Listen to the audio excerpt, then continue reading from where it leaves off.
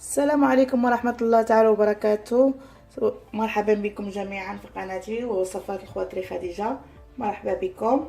اليوم غنقدم لكم كما كتشوفوا شرائح اللحم مقلية. كنحتاجو هادو هما المقادير. كنحتاجو شرائح اللحم بحال هاد الشكل هذا كيكونوا رقاق، بحال هكا يكونوا رقاق. بيضتين. كنحتاجو فرماج محكوك، مقدونس، شويه مقدونس، فص ثوم مهلمش، شويه الملحه والفلفل الاسود بابريكا ولا تحميره. ندوزو للطريقه. ناخذ اناء نوجدو فيه البيض بحال ما هذا الشكل هكا،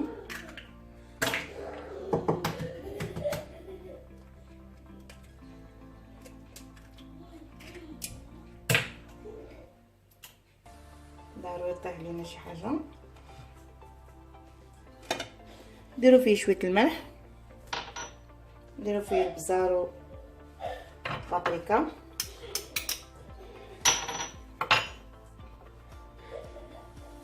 نديرو فيه مقدونس مهرمش،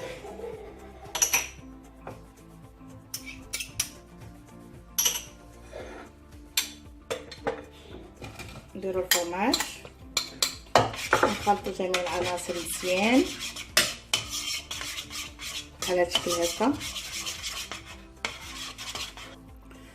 ومن بعد ما حركنا كلشي مع العناصر كناخدو شرائح ديال اللحم بحال هكا، ندير هاد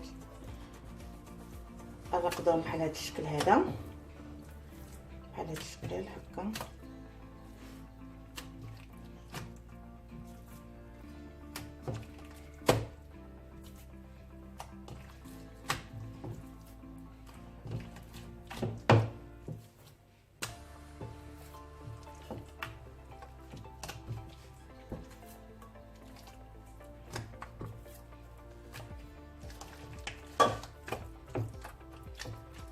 خليوهم ينقادوا حوالي ساعه، ومن بعد نوريكم كيفاش كنقليوهم.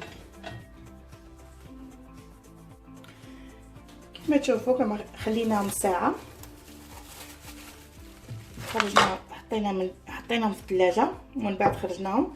دابا غادي ناخذ الخبز اليابس، هيا ما ذكرتوش في الاول. كناخذو بالشريحه بحال هكا ونديرو من هكا، نوضعوهم في الخبز اليابس بحال هكا الشكل هذا.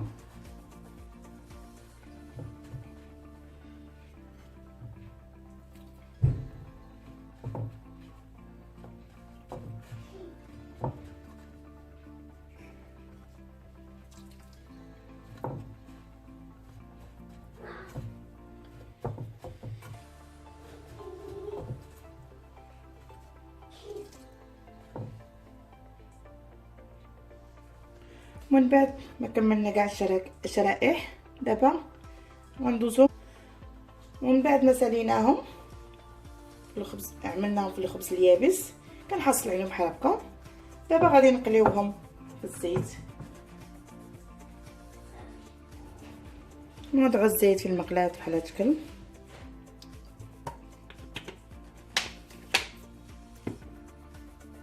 حتى يسخن، ومن بعد نوضعوا شرائح اللحم.